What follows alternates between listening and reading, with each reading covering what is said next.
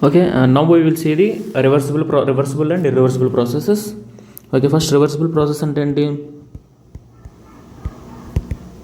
Reversible process already నేను చెప్పాను. Process అంటే ఏంటి? ఒక స్టేట్ నుంచి ఇంకో స్టేట్కి చేంజ్ అవ్వడాన్ని ప్రాసెస్ అంటాం. ఎప్పుడు చేంజ్ అవుద్ది ఒక స్టేట్ నుంచి ఇంకో స్టేట్కి?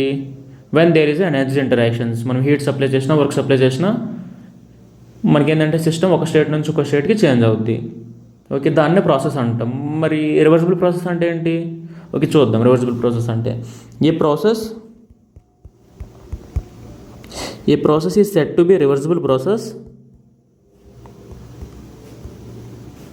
Set to be reversible process. ఎప్పుడు రివర్సిబుల్ ప్రాసెస్ అంటాం ప్రాసెస్ని? If when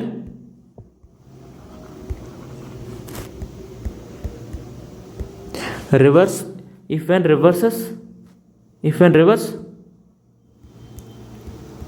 follows the same path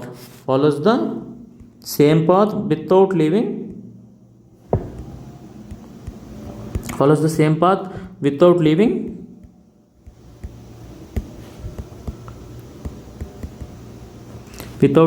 any effect on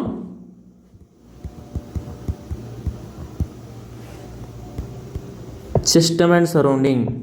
Any effect on system and surrounding.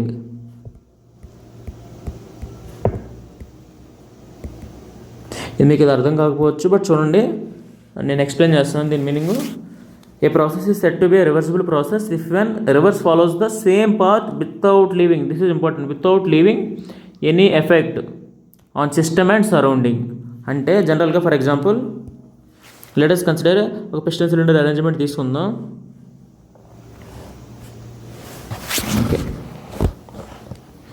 Okay 1 minute నేను చిన్నది తీసుకుందాం. ఓకే, పిస్టన్ సిలిండర్ అరేంజ్మెంట్ తీసుకుందాం. Okay, let us say this is our piston cylinder. Okay, let us say దీని లోపల some gas ఉందనుకుందాం.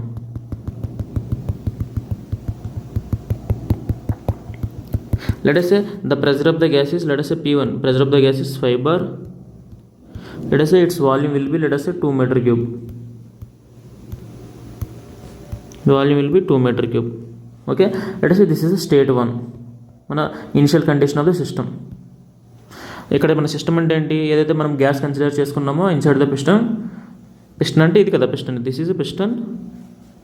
And ఇప్పుడు నేను green కలర్తో డ్రా చేస్తున్నా, దిస్ ఈజ్ అవర్ సిలిండర్. అర్థమైందా? పిస్టన్ ఏమవుతుంది? పిస్టన్ పైకి కిందకి సిలిండర్ లోపల మూవ్ అవుతూ ఉంటుంది.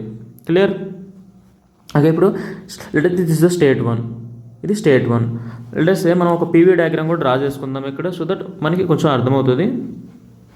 కింద డ్రా చేసుకుందాం. Let's say this is a state 1. Let's say మనకి పీ కోఆర్డినేట్స్ 5 అనుకుందాం, ఇక్కడ ప్రెజర్ 5 అనుకుందాము, వాల్యూమ్ 2 meter cube అనుకుందాం ఫర్ ఎగ్జాంపుల్. ఇప్పుడు దిస్ ఇస్ ద స్టేట్ 1. ఇప్పుడు నేను ఏం చేస్తున్నానంటే ఇక్కడ సమ్ వర్క్ అనేది అప్లై చేసి దీన్ని కంప్రెస్ చేస్తున్నా. లెట్ us say ఒక 30 kilojoules వర్క్ అనేది నేను అప్లై చేశాను. ఎందుకు నేను వర్క్ ఇన్పుట్ అని దేనికి ఇస్తున్నా? సిస్టానికి వర్క్ ఇన్పుట్ ఇస్తున్నా, అది పెట్టినా నేను కంప్రెస్ చేయడానికి. ఆ తర్వాత ఏమైంది? గ్యాస్ అనేది ఏమవుతుందంటే లెట్ us say గ్యాస్ అనేది కంప్రెస్ అయింది. Let us say gas is compressed to somewhere here, 1 meter cube volume వరకు కంప్రెస్ అయింది. And let us say it's pressure అనేది 5 ఉండాల్సింది, లెట్ us say 10-9 ఏదైతే గ్యాస్ మాట్లాడుకున్నాం కదా దాని యొక్క pressure let us say P2 10 bar అయింది. లెట్ us say వాల్యూమ్, ఈ వాల్యూమ్ ఎంత? V2 అనేది let us say 1 meter. Compress చేసాం కదా, వాల్యూమ్ తగ్గిపోయింది కదా. Let us say this is a state 2. Let us say somewhere here let us say ఇక్కడ ఎక్కడ ఉందనుకుందాం స్టేట్ 2. లెట్ us say ఈ స్టేట్ 1 నుంచి స్టేట్ 2. ఓకే, క్లియర్నా? ఇప్పుడు స్టేట్ 1 నుంచి స్టేట్ 2కి రావడానికి అంటే ఏంటి? ఒక స్టేట్ నుంచి ఇంకో స్టేట్కి చేంజ్ అయితే దాన్ని ఏమన్నాం? ప్రాసెసే అన్నాం. ఓకేనా? బట్ నేను ఇంతకుముందే చెప్పాను, ఒక స్టేట్ 1 నుంచి స్టేట్ 2కి రావడానికి అంటే ప్రాపర్టీస్ చేంజ్ అవ్వడానికి ఏంటంటే మనకి ఎనర్జీ ఇంటరాక్షన్స్ ఉండాలన్నాం. ఇక్కడ ఏంది? Work is energy interaction. ఇక్కడ మనం 30 kilojoules వర్క్ అప్లై చేసాం, ఎందుకు? కంప్రెస్ చేయడానికి. క్లియర్? అలానే ఇది మీకు అర్థమైంది కదా. ఓకే, స్టేట్ 2 వరకు వచ్చింది. లెటసే ఫ్రమ్ ద స్టేట్ 2 నుంచి లెటస్ ఇక్కడ 10 బార్ ప్రెజర్ ఉంది, 1 మీటర్ క్యూబ్ ఉంది. అర్థమవుతుందా? దీనివల్ల లెటసే ఇక్కడ ఏంటంటే కంప్రెస్ లెటస్ ఈ ప్రెజర్ అనేది ఇక్కడ అప్లై అవుతుంది అనుకుందాం. లెటస్ ఇక్కడ నేను వేరే కలర్ లెటసే ఈ ఇన్సైడ్ ద గ్యాస్ అనేది ప్రెజర్ ఎగ్జర్ట్ చేస్తుంది అనుకుందాము. దీని మీద ఈ పిస్టన్ మీద స్టేట్ 2 నుంచి అప్లై చేస్తే లెటసే ఈ ప్రెజర్ ఎగ్జర్ట్ చేయడం వల్ల లెటసే పిస్టన్ ఎక్స్పాండ్ అయింది అనుకుందాం. మళ్ళీ ఇనిషియల్ స్టేట్కి వచ్చింది అనుకో పిస్టను, మళ్ళీ ఏ పొజిషన్ ఏదైతే ఇనిషియల్ స్టేట్ ఉందో ఆ స్టేట్కి వచ్చింది అనుకో, ఇనిషియల్ స్టేట్కి మళ్ళీ రీచ్ అయింది అనుకో, ఇనిషియల్ స్టేట్కి వచ్చింది లెటసే మళ్ళీ P3 వాల్యూ ఉంది చూసినా, P3 మళ్ళీ ఏదైతే సిస్టమ్ ఉందని చెప్పాం, ఏదైతే మన ఈ స్టేట్ 2 ఉంది చూసావో అక్కడ ప్రెజర్ ఎగ్జర్ట్ చేయడం వల్ల బికాజ్ 10 బార్ అనేది హై ప్రెజర్ ఎగ్జర్ట్ చేయడం వల్ల లెటసే ఫర్ ఎగ్జాంపుల్ మళ్ళీ అది P1 5 బార్కి అండ్ V1 2 మీటర్ క్యూబ్కి వచ్చింది అనుకో, ఇక్కడ ఏంటి ఎక్స్పాండ్ అవుతుంది. ఎక్స్పాండ్ అయినప్పుడు ఎప్పుడు కొంచెం కంప్రెస్ చేస్తే మనం వర్క్ ఇస్తాం సిస్టానికి, ఎక్స్పాండ్ అయినప్పుడు మనకి వర్క్ వస్తుంది. ఇది work input to the system, ఇది work output from the system. Same 30 kJ వస్తే అంటే ఏంటి, మనము ఫస్ట్ స్టార్టింగ్ ఏమో ఇక్కడ నుంచి ఇక్కడికి వచ్చాము, ఈ పాత్ ఫాలో అయ్యాము స్టేట్ 1 నుంచి స్టేట్ 2కి. అంటే స్టేట్ 1 నుంచి స్టేట్ 2కి ఈ పాత్ ఫాలో అయ్యాము. అర్థమవుతుందా? ఈ ప్రాసెస్లో మనం ఎంత ఇచ్చాము వర్క్ ఇన్పుట్ సిస్టానికి 30 kJ ఇచ్చాము. సేమ్ అదే మళ్ళీ స్టేట్ 2 నుంచి ప్రెజర్ ఎగ్జర్ట్ చేయడం వల్ల మళ్ళీ పిస్టన్ ఎక్స్పాండ్ అయ్యి మళ్ళీ ఇనిషియల్ స్టేట్కి వస్తే మళ్ళీ 2 నుంచి ఇలా ఫాలో అయ్యి స్టేట్ 2 నుంచి ఫాలో అయ్యి ఎక్స్పాండ్ అయ్యి మళ్ళీ స్టేట్ 1కి వస్తే ఈ వచ్చే ప్రాసెస్లో లెటసే మనకి 30 kJ ఇచ్చాం కదా, ఇప్పుడు మళ్ళీ 30 kJ మనకు వచ్చింది అనుకో, అంటే సిస్టమ్ 30 kJ వరకు అవుట్పుట్ ప్రొడ్యూస్ చేసింది అనుకో to reach the state 1. Same అంటే మనం 30 kJ ఇన్పుట్ ఇచ్చాము to compressor system to state 2. మళ్ళీ స్టేట్ 2 నుంచి పిస్టన్ స్టేట్ 1కి వచ్చినప్పుడు ఆబ్వియస్లీ ఎక్స్పాండ్ అయినప్పుడు మనకి ఏంటంటే వర్క్ ప్రొడ్యూస్ అవుతుంది. సేమ్ 30 kJ వచ్చింది అనుకో, అర్థమవుతుందా? అటువంటి ప్రాసెస్ని ఏమంటామంటే రివర్సిబుల్ ప్రాసెస్ అంటాం. నేను సేమ్ అదే రాసే డెఫినేషన్ చూడండి. A process is set to be reversible process ఎప్పుడు if when reverse follows the same path. చూడు రివర్స్ కూడా సేమ్ పాత్ ఫాలో అయిందా లేదా. అండ్ ఇక్కడ ఇంకోటి ఇచ్చారు without leaving any effect on system and surrounding. చూడు ఇక్కడ నేను సిస్టానికి సరౌండింగ్ నుంచి సిస్టానికి 30 kJ ఇచ్చా. సేమ్ సిస్టమ్ కూడా సరౌండింగ్ 30 ఇచ్చేసింది కదా. అంటే సిస్టమ్ 30 kJ తీసుకుంది టు రీచ్ ద స్టేట్ 2, మళ్ళీ స్టేట్ 1 రావడానికి సిస్టమ్ అదే 30 kJ ఇచ్చేసింది కదా సరౌండింగ్కి. అంటే ఏంటి, సిస్టమ్ ఎంత తీసుకుందో సరౌండింగ్ మళ్ళీ అంతే ఇచ్చేసింది. ఏదైనా ఎఫెక్ట్ లీవ్ అయిందా? ఏం ఎఫెక్ట్ లీవ్ అవ్వలేదు. Without leaving any effect on system and surrounding, అది మీనింగ్ ఇక్కడ. ఇక్కడ కూడా ప్రాసెసే అర్థమవుతుంది. ఒక స్టేట్ నుంచి ఒక స్టేట్కి వెళ్తుంది ప్రాసెసే, బట్ అర్థమవుతుందా ఇలా జరిగింది అనుకో, మళ్ళీ reverse follows the same path అనుకో, without living any effect on system and surrounding. ఇట్లా ఉంటే ఆ ప్రాసెస్ని మనం ఏమంటామంటే రివర్సిబుల్ ప్రాసెస్. ఈ రివర్సిబుల్ ప్రాసెస్ అనేవి జనరల్గా మనం ఏదైతే థెర్మోడైనమిక్స్ చదువుకుంటామో న్యాచురల్గా ఈ ప్రాసెస్ అనేవి జరగవు. బట్ మనం ఎందుకు నేర్చుకుంటాం? ఆల్ ప్రాసెస్ అనేవి మన రియల్ వరల్డ్లో all are in irreversible nature, irreversible ఉంటాయి. బట్ ఎందుకు ఇర్రివర్సిబుల్ ఉంటాయంటే చూడు, నేను కంప్రెస్ చేసినప్పుడు మనకి ఏంటంటే మనకి 30 kJ వర్క్ ఇన్పుట్ ఇస్తే ఈ స్టేట్కి వచ్చింది. మళ్ళీ నాకు స్టేట్ 1కి రావాలనుకో సిస్టమ్ ఎక్స్పాండ్ అయింది, అప్పుడు మనకు 30 kJ రాదు. మనకు వచ్చేది 30 kJ కంటే తక్కువ, లేదా 28 రావచ్చు, 26 రావచ్చు. ఎందుకు 26 to 28 వస్తుంది? Because of the friction. Because when piston moves inside the cylinder there is a friction వల్ల సమ్ ఎనర్జీ లాస్ అవుతాం in the form of heat. అర్థమవుతుంది? అప్పుడు మనకి 30 రాదు, 28, 27 ఇలా వస్తుంది. అది న్యాచురల్గా జరిగేది. అది అటువంటి ప్రాసెస్లు ఏమంటామంటే ఇర్రివర్సిబుల్ ప్రాసెస్. జనరల్గా ఒక ప్రాసెస్ ఇర్రివర్సిబుల్ అవడానికి గల కారణం ఏంటి? Friction. But for simplifying our thermodynamic study, even though మనకి రివర్సిబుల్ ప్రాసెస్ అనేది అర్థమవుతుంది, ఈవెన్ దో రివర్సిబుల్ ప్రాసెస్ అనేది మనకి మనం యూజ్ చేయకపోయినా సరే, అర్థమైతే ప్రాక్టికల్గా యూజ్ చేయకపోయినా సరే, అవర్ థెర్మోడైనమిక్ స్టడీస్ని సింప్లిఫై చేయడానికి మనం ఏంటంటే ఈ ప్రాసెస్ ప్రతి ప్రాసెస్ కూడా జనరల్గా ఏంటంటే మనం త్రూఅవుట్ ద థెర్మల్ ఇంజనీరింగ్ కోర్సులో మనం ఈ రివర్సిబుల్ ప్రాసెస్ మాత్రమే చదువుకుంటాం. Okay, I think it is clear. This is a reversible process. And irreversible process అంటే same a process which is not a reversible process.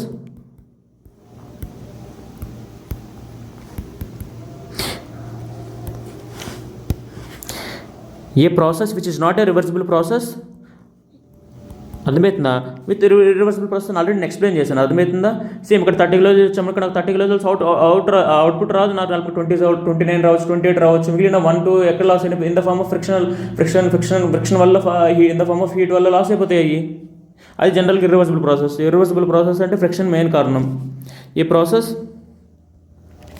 which is not a reversible process, which is not a reversible process, which is not a reversible process. A process which is not a reversible process is an irreversible process. A process irreversible కానిది irreversible కదా.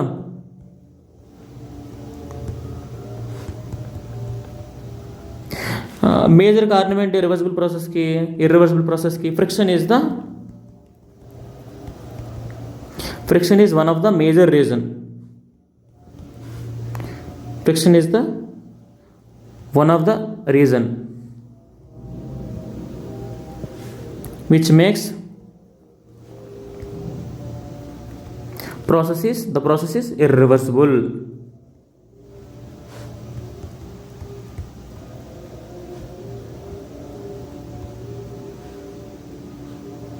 I think it is clear. Okay, now we will see the thermodynamic cycle.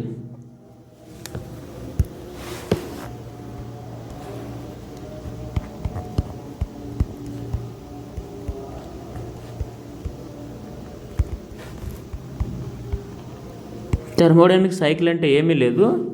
A system is set to be undergone a cycle. ఎప్పుడు అంటాము? Initial and final states of the systems same ఉంటే అప్పుడు దాన్ని ఏమంటామంటే అది thermodynamic cycle చేసిందని అంటాం. A system is set to be a system is set to have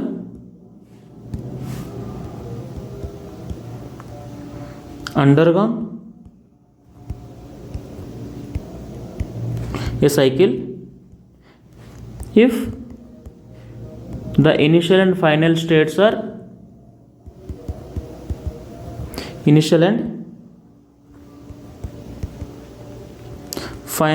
of a system are same.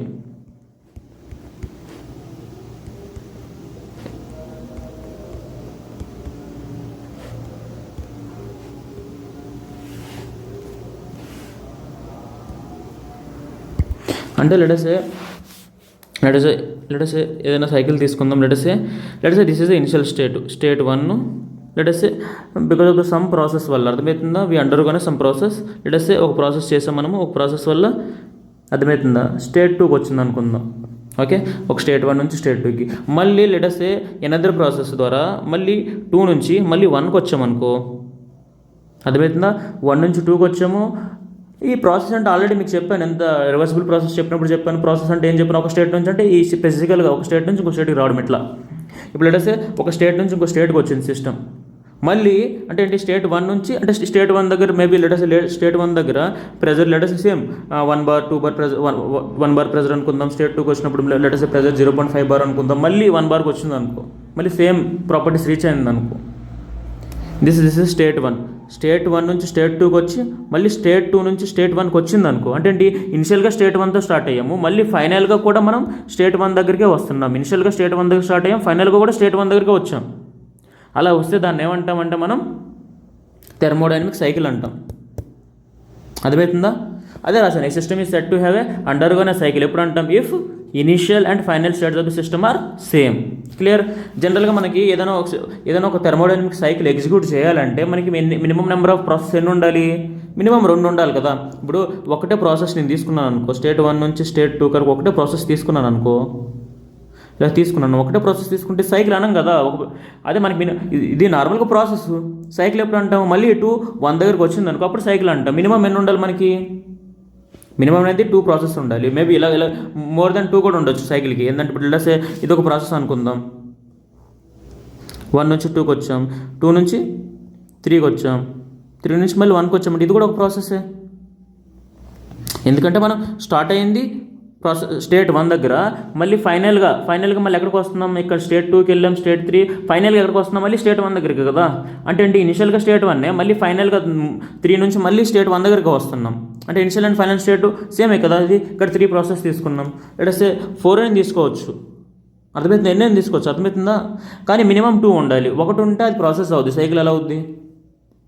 ఓకేనా. లెట్స్ సే ఈ ప్రాసెస్ తీసుకుందాం. Let's say this is state 1 అనుకుందాం. లెట్స్ సే 1 2 ఒక ప్రాసెస్ అనుకుందాం, ఇదొక ప్రాసెస్. 3 లెట్స్ ఇదొక ప్రాసెస్ అనుకుందాం. మళ్ళీ 4 నుంచి మళ్ళీ డైరెక్ట్గా 1 దగ్గరికి వెళ్ళింది అనుకో. అంటే ఏంటి, ఇనిషియల్గా స్టేట్ 1తో స్టార్ట్ అయ్యాము, మళ్ళీ ఫైనల్గా చుట్టూ తిరిగి మళ్ళీ ఫైనల్ స్టేట్కి మళ్ళీ ఏమొస్తున్నాం, మళ్ళీ 1 దగ్గరికి వచ్చాం. అది జనరల్గా ఏంటంటే thermodynamic cycle. Clear. But only ఒక ప్రాసెస్ ద్వారా ఇప్పుడు ఒకటే ప్రాసెస్ తీసుకున్నాం అనుకో, ఇలాగా 1 నుంచి 2 వరకు మనకు సైకిల్ కాదు. ఎందుకంటే initial different, final value initial value different, initial value ఇది, final value final state different. This is not a cycle.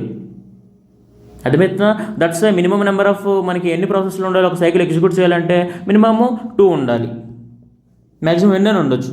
ఓకేనా. I think it is clear. ఇక్కడ నేను వన్ మోర్ ఒక ఇంపార్టెంట్ ఒక థింగ్ రాస్తాను. జనరల్గా ఏంటంటే చేంజ్ ఆఫ్ ఇది important. Cyclic integral of change of any property equal to 0. This is very important. Problems చేయాలన్నా ఏదైనా చేయాలన్నా ఇది వెరీ ఇంపార్టెంట్. సైక్లిక్ ఇంటిగ్రల్ అంటే అర్థమవుతుందా. సైకిల్ అంటే సైక్లిక్ ప్రాసెస్లో, ఇంటిగ్రేషన్ అంటే ఏంది, ఎడిషన్ కదా. అన్ని ప్రాసెస్లు మనం కలుపుకుంటే cyclic integral of change of any property మనకి ఏంది, 0. ఇప్పుడు చూద్దాం, ఈ ఫస్ట్ దాంట్లో చూద్దాం. లెట్స్ సే ఇక్కడ స్టేట్ 1 దగ్గర, లెట్స్ సే ప్రెజర్ స్టేట్ 1 దగ్గర P1 అనేది లెట్స్ సే 1 బార్ అనుకుందాము. ఓకే. వాల్యూమ్ అనేది లెట్స్ సే 1 మీటర్ క్యూబ్ అనుకుందాం. లెట్స్ సే స్టేట్ 2 దగ్గర ప్రెజర్ 2 అనేది లెట్స్ సే 2 బార్కి వచ్చింది అనుకుందాము. లెట్స్ సే వాల్యూమ్ అనేది స్టేట్ 2 దగ్గర వాల్యూమ్ ఇక్కడ మళ్ళీ ఒక్క నిమిషం కొంచెం ఇది. లెట్స్ సే స్టేట్ 2 దగ్గర P2 అనేది లెట్స్ సే 0.5 బార్ అనుకుందాం. వాల్యూమ్ అనేది లెట్స్ సే 2 మీటర్ క్యూబ్ అనుకుందాం. ఏంటి, స్టేట్ 1 దగ్గర ఇవి కండిషన్స్, సిస్టమ్ యొక్క కండిషను, అండ్ స్టేట్ 2 దగ్గర ఇవి సిస్టమ్ యొక్క కండిషన్. మళ్ళీ స్టేట్ 1 నుంచి స్టేట్ 2కి వచ్చి మళ్ళీ స్టేట్ 2 నుంచి మళ్ళీ స్టేట్ 1కి వస్తుంది కదా. అంటే ఫైనల్గా కూడా మనకి ఏమొస్తుంది, ఇదే కదా ఫైనల్గా కూడా. ఇక్కడ నుంచి మళ్ళీ ఫైనల్గా వచ్చింది కూడా ఏంటి, 1 బార్ అండ్ 1 మీటర్ క్యూబే కదా. ఇక్కడ చేంజ్ ఆఫ్ ఎనీ ప్రాపర్టీ అంటే ఏంటి, చేంజ్ ఆఫ్ లెట్స్ ప్రెజర్ తీసుకుందాం. చేంజ్ ఆఫ్ ప్రెజర్ తీసుకుంటే ఏం రాయొచ్చు, change of pressure P final minus P ఇనిషియలా కాదా. P ఫైనల్ ఎంత, P ఫైనల్ వాల్యూ 1 బార్.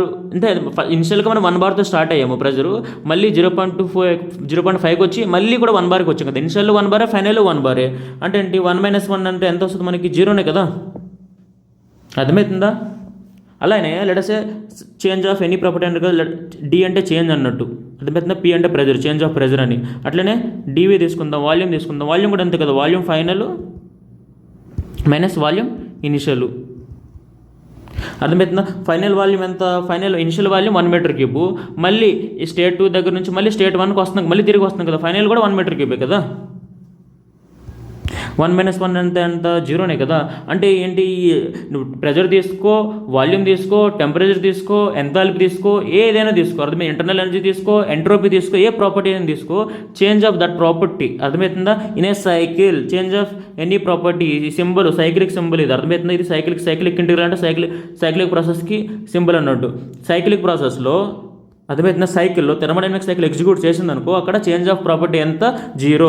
ఏదైనా ప్రెజర్ తీసుకో, వాల్యూమ్ తీసుకో, టెంపరేచర్ తీసుకో, అండ్ ఇంటర్నల్ తీసుకో, ఎంథాల్పీ తీసుకో, ఏది తీసుకున్నా సరే. క్లియర్. ఐ థింక్ ఇది మీకు క్లియర్గా అర్థం కావాలి. Okay fine.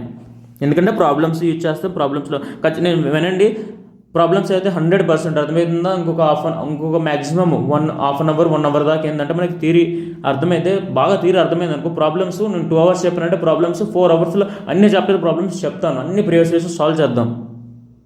బట్ ఈ థియరీ అనేది మీకు క్లారిటీగా అర్థం కావాలి. థియరీ అర్థం కాకపోతే మీరు ప్రాబ్లమ్స్ ఏం టచ్ చేయలేరు. ఒకసారి ఈ థియరీ అర్థమైంది అనుకో, ప్రాబ్లమ్స్ అన్నీ ఈజీయే. ఓకే. నౌ